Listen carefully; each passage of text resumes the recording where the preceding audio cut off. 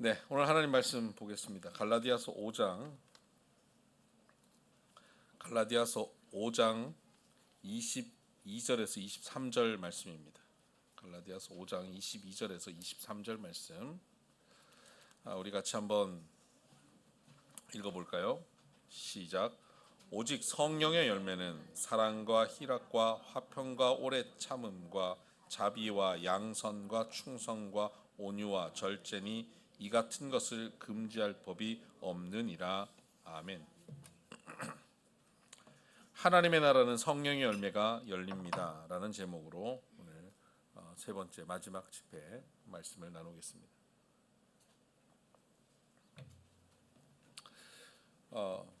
우리는 지금 2주간 성령의 통치, 성령의 충만함에 대해서 말씀을 함께 나눴습니다. 우리가 성령 충만이라고 하는 말에 오해가 있습니다. 그 성령 충만함은 감정적으로 뜨거워지는 것, 그것을 성령 충만함으로 착각합니다. 무슨 영적 체험을 하는 것, 그래서 카타르시스를 느끼는 것, 이것이 성령 충만함이라고 생각을 하는 경향들이 있습니다.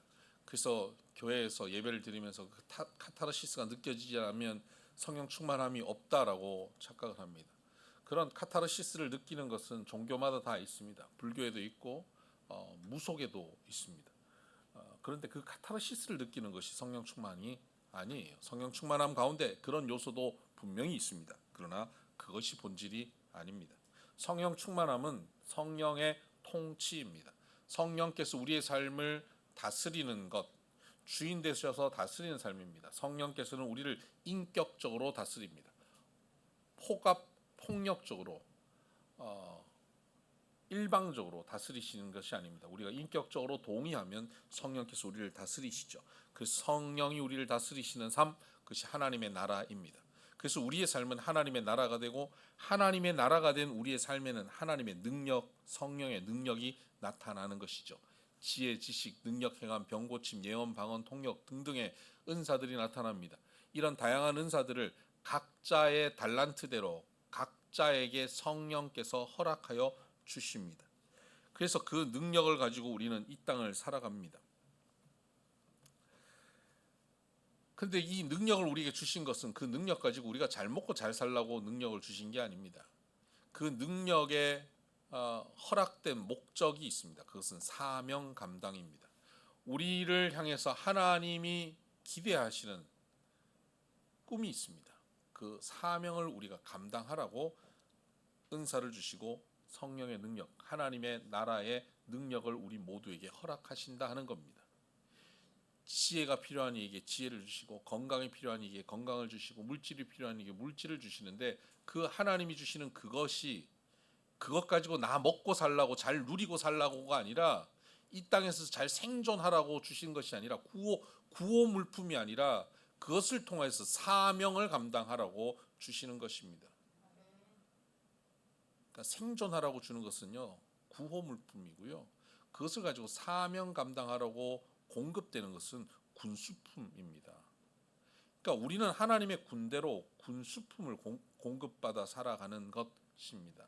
그럼 그 군수품을 받아가지고 군수품 건빵도 있고 그죠? 거기서 요새 이렇게 데워서 먹는 것도 드셔보셨어요? 그런 거 먹고 그 총 들고 탱크 몰고 비행기 타고 뭐 합니까?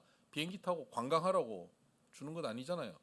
그거 가지고 전쟁하라는 겁니다. 사명 감당하라는 겁니다. 우리는 우리의 삶의 자리에서 영적 전쟁하며 삶의 자리에 하나님 나라를 확장하는 삶을 살아가야 하는 겁니다. 이 땅에 사단과 죄악들이 가득하여 하나님 나라를 잠식하고 있는 이 땅에 하나님 나라를 확장하여 이 땅을 점령해 가는 것, 이것이 우리의 사명입니다.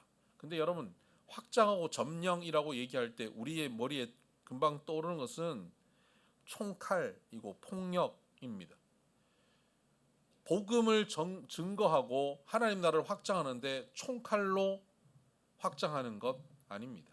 과거 인류 역사 가운데 오해에서 총칼로 복음을 증거했던 적도 있습니다. 또 폭력적으로 하나님 나라를 확장하려고 했던 적도 있습니다. 심지어 또 재물로 돈을 가지고 하나님 나라를 확장하려고 하는 경향도 있었습니다. 복음주의 시대에 우리 지금도 그런 경향이 있습니다. 교회에서 전도할 때 우리 교회 오면 뭐 내가 뭐 줄게 이래서 교회에다가 무슨 전도 운동하고 뭐죠 전교회 초청 잔치 이런 거 할 때 선물을 잔뜩 줘가지고 불러 모으는 경향들도 있습니다. 기복을 약속하면서 전도하고 하나님 나라를 확장하는 경향도 있습니다. 우리 목사님이 용해. 목사님 기도하면 네 기도 다 들어줄 거야. 네 사업도 잘 되고 자식도 좋은 대학 가고 병도 낫고. 기복을 약속해서 교회를 데려오고 하나님 나라를 확장하려고 하는 경향도 있습니다. 또 두려움으로 교회를 나오게 하는 경향도 있습니다. 이건 주로 이단들이 쓰는데 종말론 이런 거 구원론 가지고 이제 곧 끝날 거야. 너 집 팔고 다 정리해서 기도원으로 들어와. 이렇게 종말론 가지고 두려움으로 하나님 나라를 확장하려고 하는 그런 경향들도 있었습니다. 그것이 다 잘못된 것입니다. 하나님 나라를 확장하고 세상을 하나님의 복음으로 점령하는 방식은 성령께서 나를 점령하시고 나를 통치하는 방식과 동일합니다. 그것은 인격적 통치입니다. 그럼 우리가 이 땅에 하나님 나라를 확장하고 점령하는 방법은 인격적 방법입니다. 인격적으로 이 세상을 점령해 가야 하는 겁니다. 초대교회 성도들은 권력이 없었습니다. 힘이 없었습니다. 교회를 다니면 불이익을 받았기 때문입니다. 교회를 다니면 변변한 직업도 제대로 가지지 못하는 상황들도 있었습니다. 박해 시대에 그랬습니다. 그런데 그들은 주변의 사람들에게 인격적 감동을 줍니다. 저 사람들은 뭐가 다르다라고 사람들이 부릅니다. 그래서 우리와 다르다 그래서 그들을 크리스찬이라고 부르기 시작합니다. 그 모습을 보면서 그 당시에 권력자들이 재력 있는 사람들이 복음을 받아들이기 시작합니다. 그 복음을 받아들이면 불편한 것들 많은데 그들이 이 세상의 화려함 속에서 누리지 못하는 그 복음 안에서 보는 그 행복감, 복음 안에서 보는 이 세상에서 찾을 수 없는 그 썩어지지 않는 영원한 무언가가 그 안에 있다는 것을 본 것입니다. 인격적 감동을 받은 것입니다. 그래서 그들은 복음 앞으로 옵니다. 그들의 복음 앞으로 데려오게 하는 성도들의 삶은 그들에게 인격적으로 감동을 주는 치명적 매력을 가진 사람들이었습니다. 그것을 성령의 열매라고 합니다. 오늘 우리의 본문에서 읽었던 사랑, 희락, 화평, 오래 참음, 자비, 양선, 충성, 온유, 절제 이 성령의 열매가 성도들의 삶 가운데 나타나기 시작한다는 겁니다. 우리 흔히 그런 얘기합니다. 저 사람은 법 없어도 살 사람이라고 얘기하는 그런 사람들 여러분 머릿속에 떠오르는 사람들 있죠? 누가 있습니까? 저요? 네. 이렇게 기가 막힌 듯 웃으시면 네. 여러분 그런 사람들이 있습니다. 법 없이도 살 것 같은 사람, 기본적으로 도덕 윤리적으로 살아가는 사람, 그걸 얘기하는 게 아닙니다. 그 정도 수준의 도덕 윤리를 갖추고 인격적 훌륭함을 얘기하는 게 아닙니다. 세상에서 찾아볼 수 없는, 세상에서 발견할 수 없는 사랑, 희락, 화평 이런 것입니다. 원수를 사랑하는 것 이런 겁니다. 감옥에 던져졌는데 사업이 망했는데 그 가운데서도 기뻐할 수 있는 것 이런 것이죠. 사랑, 희락, 화평, 오래 참음 이것은 하나님이 내 안에 계실 때 성령의 열매로 나타나는 것입니다. 이런 모습이 나타나니까 저 사람들은 뭐지? 하고 권력자들이 돈이 많은 이들이 힘 있는 이들이 그 크리스찬들을 보면서 닮기를 원했던 것입니다. 여러분 영어로 스프라우트라고 하는 것 단어가 뭐냐면 아시는 분들 다 계시겠지만 씨앗입니다. 씨앗, 스프라우트. 근데 이 씨앗의 스프라우트, 우트를 빼면요. 씨앗이 이렇게 나와 있잖아요. 그 꼭지를 딱 떼면 밑에 뭐가 남습니까?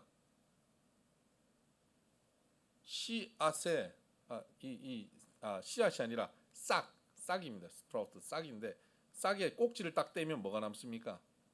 씨앗이 남죠. 그걸 헬라어로 스프라라고 합니다. 스프라. 그리스어로 스프라입니다. 근데 이 스프라가 앞에 through 뭘 통하여라고 하는 through 그 헬라어로는 디아입니다.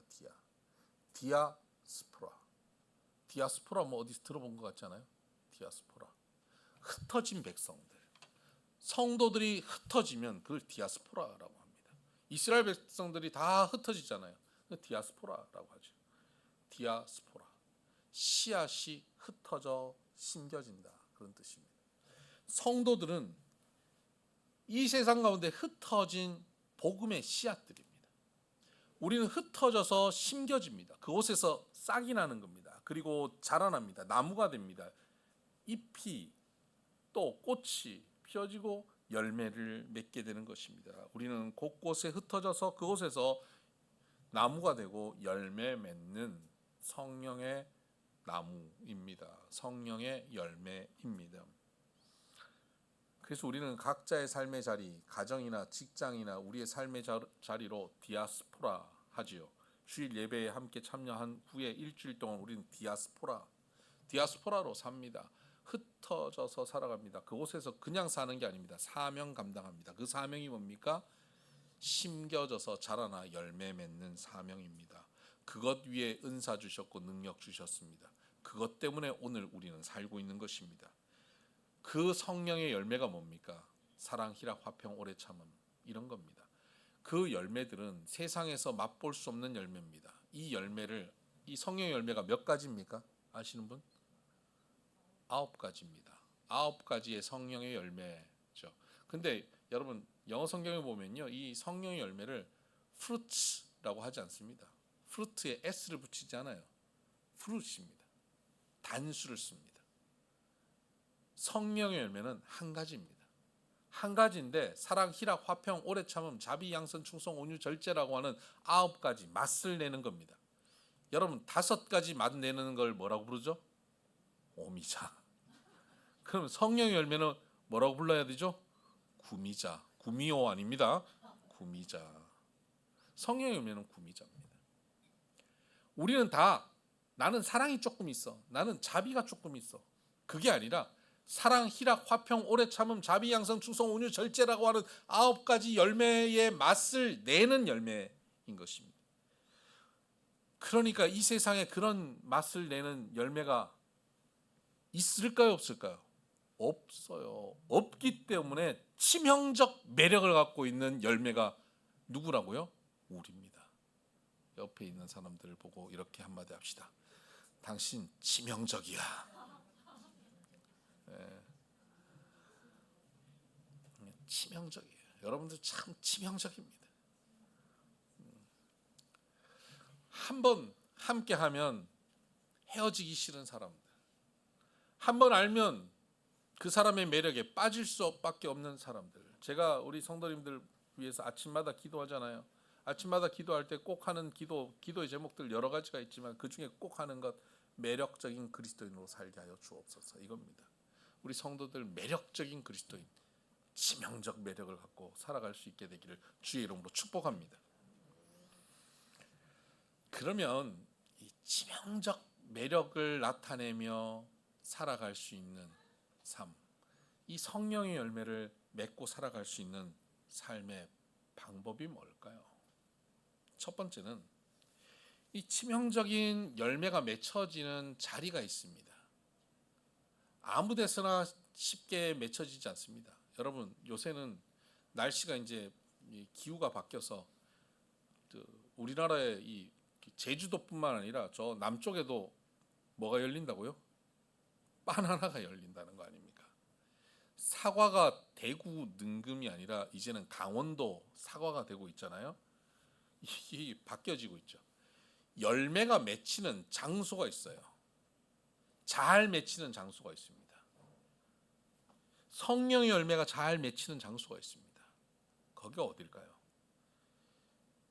성령의 열매를 맺게 하는 성령의 9가지 맛, 구미자의 맛을 제대로 내게 하는 장소. 에베소서 5장 6장을 보면 성령의 충만함을 받으라라고 말씀하시면서 그러면서 이어서 하시는 말씀이 뭐냐면 남편이 아내에게, 아내가 남편에게, 부모가 자녀에게, 자녀가 부모에게, 종이 상전에게, 상전이 종에게 어떻게 할 것을 말씀하고 있습니다. 그러니까 이 성령의 충만함, 성령의 열매는 어디서 맺혀야 되냐면 바로 부부관계, 부모 자녀 관계, 날마다 만나는 직장 동료들의 관계 속에서 맺혀져야 된다는 것입니다.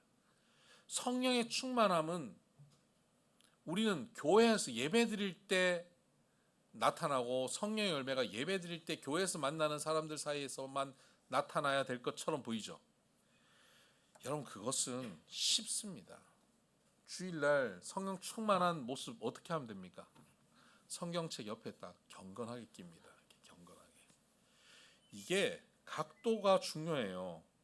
15도 각도로 이렇게 해야 경건하지 이렇게 하면 경건하지 않아요. 어떤 정치인이 이러고 다녔다고 막 하는 게 있잖아요. 이렇게. 네.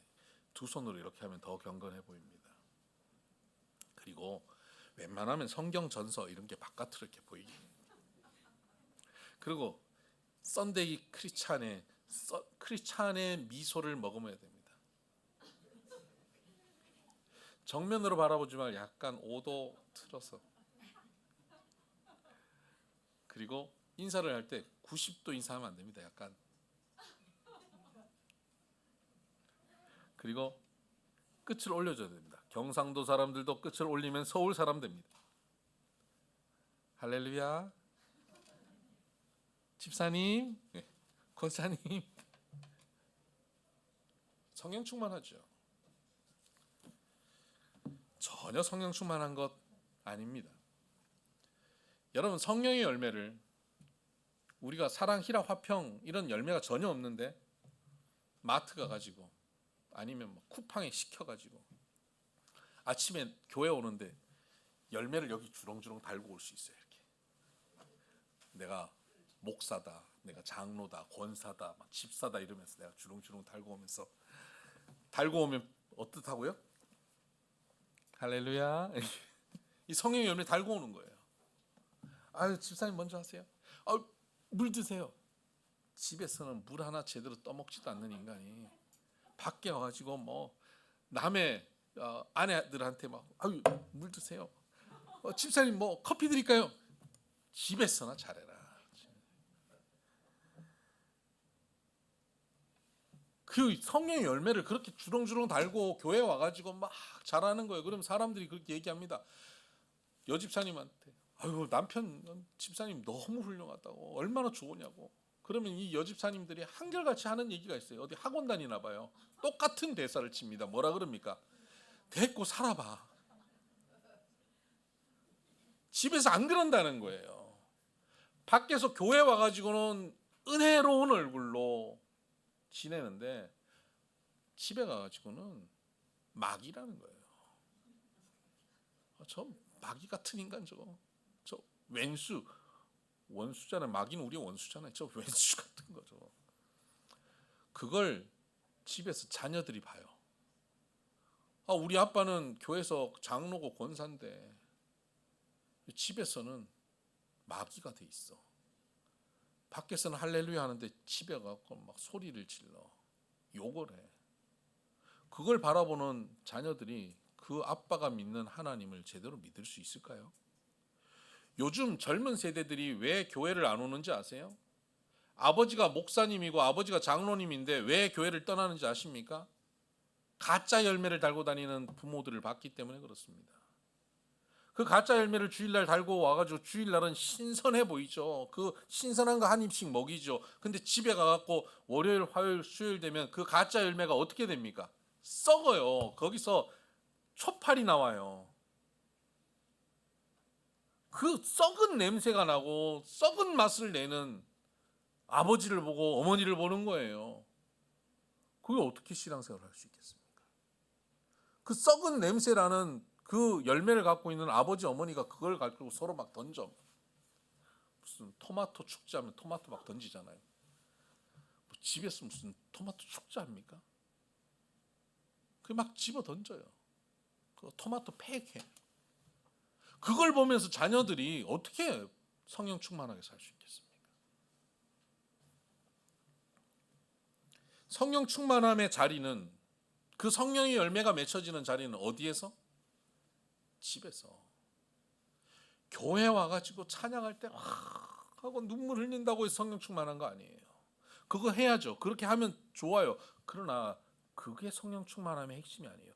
진짜 성령 충만함은 집에서, 직장에서, 매일 만나는 사람들 사이에서 친절해야 해요. 거기서 성령 충만함이 증명돼야 됩니다. 속일 수 없는 관계. 교회에서 목사 앞에서 속일 수는 있어요. 목사님 속일 수 있어요. 은혜 받았습니다. 속일 수 있어요. 집에 가서 남편 앞에, 아내 앞에, 자녀 앞에는 속일 수가 없어요. 직장 동료에게는 속일 수가 없습니다. 짜증난 거 다 보이고, 열받는 거 다 보이고, 투덜대는 거 다 보입니다. 그때 열매를 맺어야 됩니다. 성령의 열매는 어디서? 그곳에서. 여러분 갑자기 얼굴이 다 어두워지고 있어요. 큰일 났다 싶어요. 괜찮아요. 지난주에 못 맺으셨어요? 괜찮아요. 괜찮아요. 왜 괜찮은지 아십니까? 하나님께서는 반드시 우리를 그 사명을 감당하게 하기 위해서 포기하지 않으시기 때문입니다. 우리를 또 열매 맺을 수 있도록 우리를 또 기회를 주십니다. 그것을 에베소 5장에서는 이렇게 말합니다. 세월을 아끼라고 말씀합니다. 어리석은 자와 같이 하지 말고 지혜로운 자가 되어 세월을 아끼라고 말씀합니다. 세월을 아낀다고 하는 것은 아침 6시에 일어나서 뭐하고 운동하고 시간을 쪼개서 10분 단위로 쪼개서 쓰는 게 세월을 아낀다라는 게 아닙니다. 스케줄 그렇게 쓰는 게 세월을 아끼는 것이 아니라, 여기서 세월을 아낀다라고 하는 말은 그 원어에 더 가깝게 번역을 하면 기회를 잡는다라고 하는 뜻입니다. 기회라고 하는 것, 그 서양 속담에는 기회라고 하는 놈은 앞에는 머리가 있고 뒤에는 민머리래잖아요.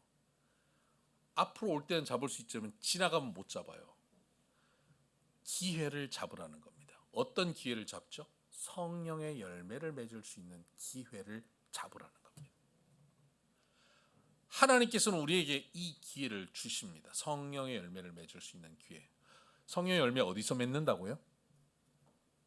집에서, 직장에서, 매일 만나는 루틴한 관계 속에서 성령의 열매 맺는다고 하니까, 그러면 그 관계 속에서 성령의 열매를 맺을 수 있는 기회가 계속 찾아와요. 근데 지난주 놓쳤네? 어떻게 해요? 이번 주에 또 올 거예요. 잡으면 돼요. 또 잡으시면 돼요. 이번 주에 잡으면 그 다음 주엔 또 다른 놈이 또 옵니다. 그 또 잡으면 돼요. 계속 잡으면서 우리의 성령의 열매가 풍성하게 더 맛깔스럽게 맺혀가게 하면 됩니다. 근데 이 기회를 올 때 잡아야지, 놓치면 다시 기회가 오지만, 여러분 그렇잖아요. 대학 입시, 고3 때 대학 입시 할 수 있죠. 실패했어요. 그럼 어떻게 됩니까? 재수하면 됩니다. 근데 힘들어요. 삼수하면 돼요. 사수하면 돼요. 장수하면 돼요. 근데 힘들어요. 기회가 될 때 잡아야 됩니다. 이스라엘 백성들은 가나안 땅으로 들어가는 것이 하나님 계획 가운데 2년 만에 허락되었습니다. 그곳에 들어가라고 말씀하셨습니다. 그런데 그들이 그 탐방하고 와가지고는, 그 땅은 뭐 기골이 장대한 사람이 있고 우리는 거기 뭐 메뚜기 같고 우리는 못 들어간다고 불평하고 원망합니다. 그랬더니 하나님께서, 그래? 그럼 조금 더 공부하고 훈련한 후에 다시 가자. 재수합니다. 재수 기간이 얼마예요? 38년. 총 40년이 걸려서, 원래 2년 만에 들어갈 땅을 40년 걸려 들어가게 되는 겁니다. 기회는 다시 옵니다. 그런데 그 기회가 시간이 꽤 걸리고 어렵습니다. 기회가 지금 왔을 때 지금 잡아야 됩니다. 지금 놓치죠? 다음 주 와요. 다음 주에 또 놓치죠? 그 다음 2주 후에 와요. 2주 후에 놓치죠? 한 달 후에 옵니다. 한 달 놓치죠? 6개월 후에 옵니다. 늘어갑니다. 기회를 놓치면 놓칠수록 그 기회가 오는 빈도수가 줄어들면서 훈련의 과정들이 늘어갑니다. 여러분, 세월을 아껴야 합니다. 우리에게 열매 맺을 수 있는 기회를 주신다니까요. 그 열매 맺을 수 있는 기회가 왔을 때 세월을 놓치지 마세요. 기회를 놓치지 마세요. 청소년들은 그 기회가, 여기 청소년부 아이들이 있는데 청소년부는 그 기회가 거의 한 6개월에 한 번씩 오더라고요. 분명히 확실한 성장의 변화의 기회가. 수련회가 올 때마다 한 번씩 와요. 대학생들도 비슷합니다. 근데 청년들이 되면 그게 한 2년 내 3년 정도에 한 번씩 와요. 30대쯤 돼서 결혼하고 이렇게 되면요, 그게 한 5년에 한 번씩 와요. 삶의 어떤 질곡이 있을 때. 30대는 그 한 5년에 한 번씩 와요. 애 낳고 취업하고 이런 과정 속에서 부부간에 또 맨날 자주 싸우기 때문에. 근데 40대는 어지간한 건 다 견딜 수 있는 힘이 생겨요. 그래서 한 10년에 한 번 옵니다. 50대 넘어가면요, 한 20년에 한 번 와요. 60이 넘어가죠. 주님 부르시기 전에 한 번 옵니다. 그러니까 지금 기회가 온 이때 놓치면 언제 마지막 기회가 오는지 아세요? 마지막 주님 부르시는 병상에서 기회 옵니다.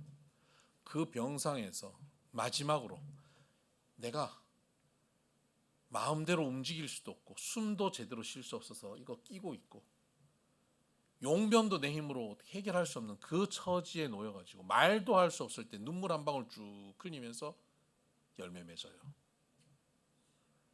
그 열매 맺고 하는 거 그거 감사한 일이에요. 그런데 여러분, 마지막 병상에서 열매 맺으시겠어요?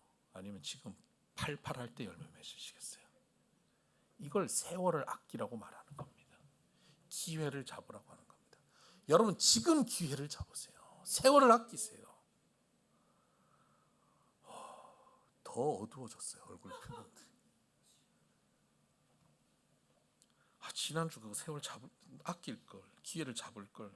어떡하지? 38년 흘러가면 어떡하지? 오늘 지금 이 순간이 기회예요.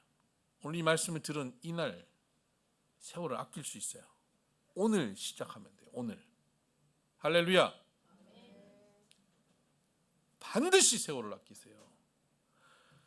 여러분, 이런 비밀을 이렇게 명확하게 알려주는 목사가 있다 없다?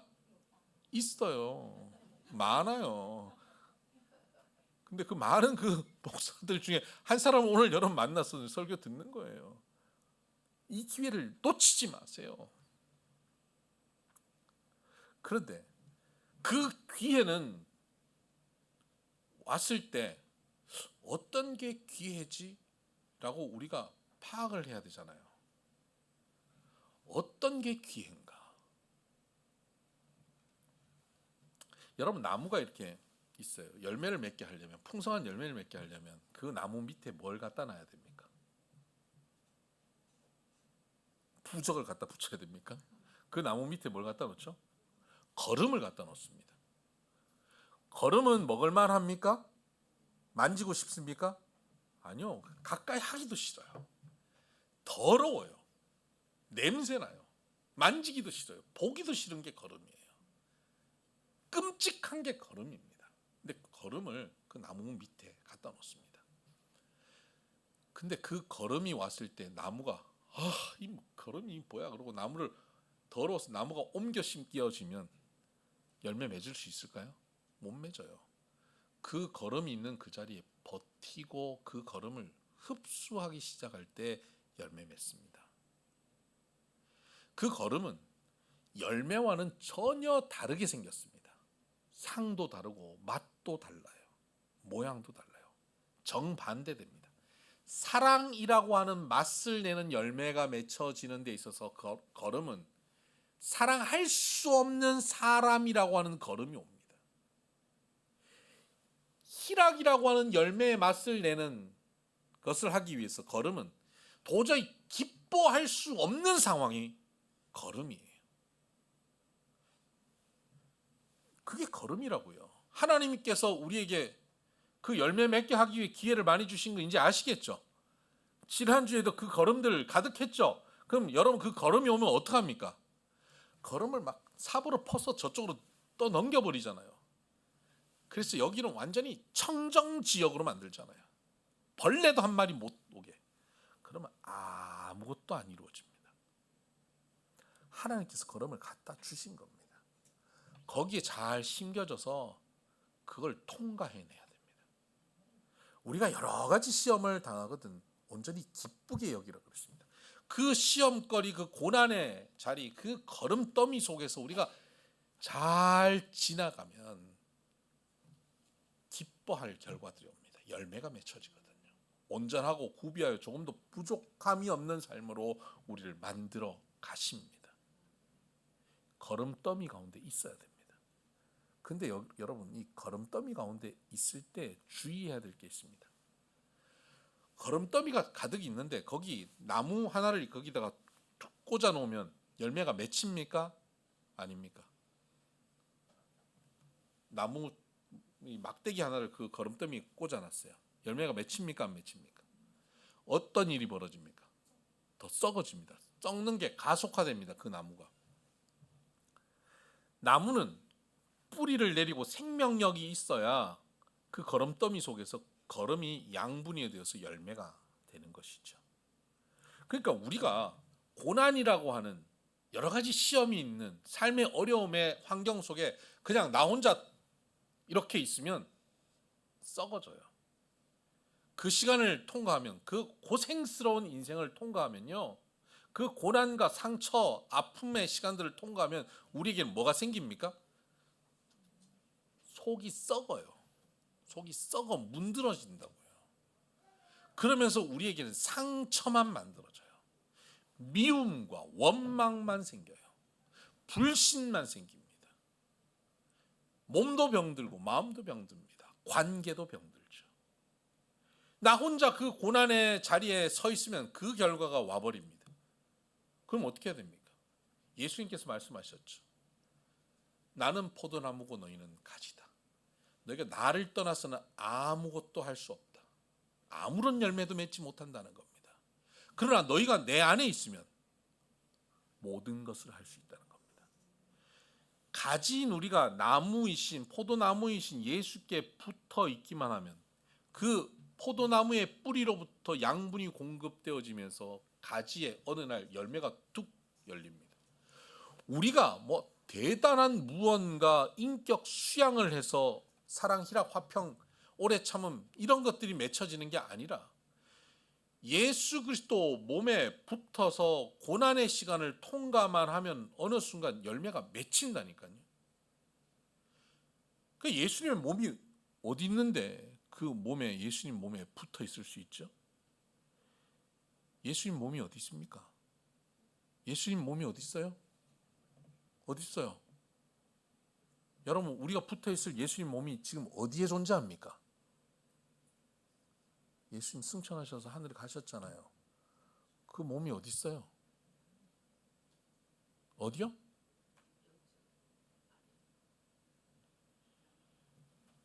예수님은 우리의 머리 되시고 우리는 그의 몸이 되십니다. 예수님의 몸은 뭐라고요? 우리입니다. 우리가 예수님 몸이고 우리 머리가 예수님, 그것을 뭐라고 부르죠? 교회라고 부릅니다.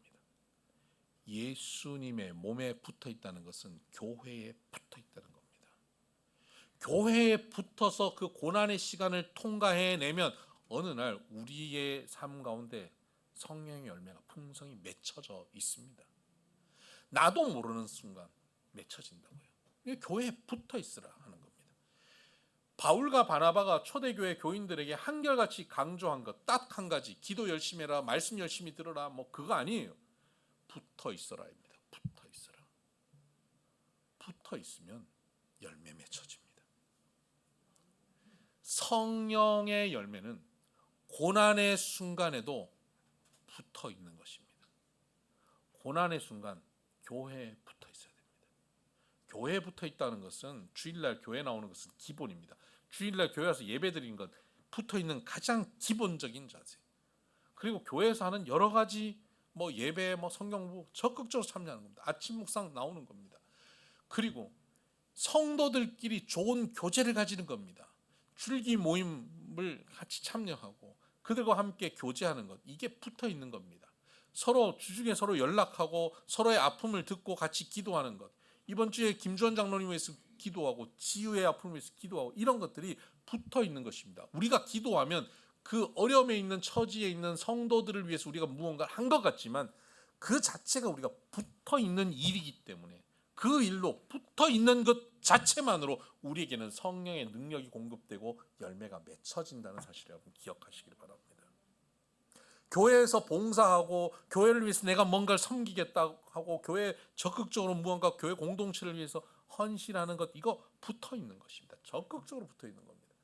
고난의 순간에도 교회에 이렇게 붙어 있는 것, 그때 하나님의 능력이 나타납니다. 그래서 그 아이들 보는 그 무슨 드라마, 유치한 드라마들 같은 거 보면요, 우리 할아버지 할머니들 요즘 좀 볼 텐데 애들 드라마 예전에 그런 거 있었어요. 파워레인저 이런 거 보셨어요? 거기 보면 빨간색 옷 입은 캐릭터, 파란색 옷 입은 캐릭터, 노란색 옷 입은 캐릭터 쫙 5명이 나와요. 주로 그런 영웅들은 5명이 나옵니다. 나와가지고 걔네들 각자의 그 캐릭터마다 힘이 있어요. 좀 빠른 애도 있고 힘이 센 애도 있고 손에서 뭐가 불이 나가는 애가 있고 물이 나가는 애가 있고 그래요. 근데 그런 걸로 악당들과 싸우다가 악당의 두목이 나타나요. 그러면 어떡합니까? 이 파워레인저가요 5명이 합체합니다. 합체하면 엄청난 악당의 두목과 싸워서 이깁니다. 이게 교회입니다. 우리는 각자의 은사들을 갖고 있습니다. 능력이 있습니다. 그 능력을 갖고 우리 각자 살아가고 있습니다. 그런데 그 능력이 교회라고 하는 주의 몸으로 우리가 합체되어지죠. 그래서 교회는 어마어마한 능력을 나타냅니다. 그래서 교회는 만물을 충만케 하는 충만이라고 말씀하고 있는 겁니다. 만물의 결핍밖에 없고 부족함밖에 없고 언제나 염려 근심밖에 없는데 교회는 그것을 충만케 하는 충만, 부족함이 없으리로다 라고 하는 그 하나님의 은혜를 경험케 하는 바로 그 자리, 그것이 교회라고 하는 것입니다. 그러니까 성령 충만함으로 성령의 열매를 맺어가는 과정에 우리가 교회에 붙어서 그 고난의 걸음더미 속에 있을 때 교회에 붙어 그 시간들을 통과해내는 것이 굉장히 중요하다는 겁니다. 사업하는데 힘들어요? 사업이 힘들어서 사업에 좀 여유가 생기면 이거 좀 극복하고 나면 그때부터 교회를 다닐게요. 그거 완전히 헛된 일을 하는 겁니다. 내가 공부하는데 이번에 시험 때문에 너무 바빠요. 교회를 못 나가 있어요. 그거 헛짓하는 거예요. 그 힘들수록 교회 나와야 되는 거예요. 힘들수록 교회에 붙어 있어야 되는 거예요. 그때 교회를 통해서 하나님의 능력이 공급되는 거예요. 하나님의 능력으로 살아가는 겁니다. 그것에 하나님의 열매가 맺혀지는 겁니다. 세상이 맛볼 수 없는 하나님의 열매, 성령의 열매가 우리 가운데 풍성히 맺혀지는 거예요. 붙어 있어야 됩니다. 그래서 우리는 교회를 정말 소중하게 여겨야 됩니다. 성령 충만한 사람들이 내 감정, 예배 드릴 때 감정적으로 뭔가 채워지는 것, 여기에 초점을 맞추는 게 아니라 교회라고 하는 공동체, 여기를 어떻게 함께 세워가느냐, 여기에 초점을 맞춰야 됩니다. 교회를 얼마나 우리가 아름답게 세워갈 것인가. 그래서 에베소서에서는 우리가 함께 지어져 가는 공동체라는 것을 강조합니다. 교회는 함께 지어져 가는 것입니다. 어떤 분이 어느 목사님한테 찾아가서 그랬대요. 목사님, 저 완벽한, 너무 좋은, 아주 훌륭한, 조금의 흠잡을 것도 없는 완벽한 교회가 어디 없습니까? 소개해 주시면 제가 그 교회 등록하려고요. 그랬더니 그 목사님 그랬대요. 성도님, 어디 가서 그런 교회를 발견하면 절대 등록하지 마세요. 그랬대요. 왠지 아세요? 당신이 등록하는 순간 그 교회는 완벽하지 않게 되기 때문입니다. 이 세상에는 완벽한 교회 없습니다. 완전한 교회가 없습니다. 교회는 지어져 가는 교회입니다. 지어져 간다고 하는 말을 다른 말로 할까요? 공사 중 교회입니다. 계속 공사판입니다. 공사판은 지저분하고 더럽고 위험하고 다칠 수 있습니다. 그게 교회입니다. 모든 것이 갖춰지고 편리하고 부족함이 없고 완벽하고 나를 완전히 해결해 주는 교회, 그런 교회는 없어요. 착각이에요. 교회는 함께 지어가는 겁니다. 누가 지어놓은 곳에 가는 것이 아니라 우리가 함께 공사해 가는 교회입니다. 여러분, 우리는 지금 이 비손교회를 함께 공사하고 있습니다. 함께 지어가고 있단 말입니다. 빌리 그레함 목사님 아시죠? 빌리 그레함 목사님의 사모님이 루스 그레함이라고, 이분이 건강이 좀 안 좋으셨어요. 근데 제 몸이 좀 안 좋은데 남편이 운전하는 차를 타고 지나가다가 맨날 공사하던 도로 현장을 지나가는데, 그 공사하던 그 지역을 지나가면 거기 공사 중, 주의 뭐 이렇게 붙여놨잖아요. 그걸 보다가 어느 날 딱 지나가 공사가 끝났어요. 그랬더니 거기에 이렇게 적혀 있어요. End of construction. Thank you for your patience. 공사가 끝났습니다. 공사 끝. 견뎌주셔서, 인내해주셔서 감사합니다. 이렇게 적혀 있는 거예요. 그랬더니 루스 그레함 그 아내가 남편에게 이렇게 얘기했답니다. 여보, 저거야. 뭐? 저걸 내 묘비에 적어줘. 공사가 끝났습니다. 그동안 참아주셔서 고맙습니다. 여러분, 우리는 공사 중인 인생이고 공사 중인 부부고 공사 중인 교회예요. 그러다 보면 서로 불편을 끼칠 수 있어요. 교회 와서 나 저 사람 때문에 짜증나. 왜 말을 저런 식으로 해요? 이럴 수 있어요. 불편할 수 있어요. 상처를 주고받을 수 있어요. 그렇다고 떠나요. 붙어 있지 않아요. 어떻게 됩니까? 세월을 아끼지 못해요. 기회를 못 잡아요. 2년이 40년 될 겁니다. 붙어 있어야 돼요. 함께 공사하는 거예요. 불편을 감수하면서 함께 공사하고 가는 겁니다. 이것이 공사 중 교회입니다. 공사 중 인생입니다. 공사 중 부부고 공사 중 가정입니다. 우리는 그 공사 중입니다. 그래서 부족합니다. 근데 부족한 가운데 만들어진 공간 속에서 우리는 또 행복을 누리며 살아갑니다. 이것이 교회 공동체입니다. 그곳에서 우리는 성령의 열매가 풍성히 맺혀지게 됩니다. 그 자리에 모여있는, 그 공사 중 교회에 모여있는 성도들이 뭐라고요? 성령의 열매가 막 맺힌 열매들이에요. 열매들이 이렇게 가득한 곳을 뭐라고 부르죠? 과수원이라고 불러요. 그래서 여기 비손 과수원인 거예요. 근데 이 비손 과수원에 있는 열매들이 예배 끝나고 흩어져요. 디아스포라, 스포라, 씨앗을 뿌려버리는 거예요. 그래서 여러분은 여러분의 가정과 직장과 삶의 자리에 또 흩어지는 겁니다. 한 주간 흩어져서 그것에 심겨서 그곳에 자라나고 그것에 열매 맺어서 그곳에서 여러분의 열매의 맛을 주변이 보면서 한 입 딱 깨무는데 뭐라고요? 치명적이다. 여러분의 맛은 뭐예요? 예, 치명적이. 여러분 맛은 매운맛 아니고 치명적이에요. 여러분의 치명적 매력에서 여러분 주변 사람들이 빠져나가지 못하게, 벗어나지 못하게 하시길 바랍니다. 그래서 여러분이 디아스포라 된 여러분들이 다시 주일에 모일 때 여러분의 치명적 매력에서 빠져나가지 못한 이들이 여러분이 교회 왔는데 그 과수원에 함께 앉아 있어요.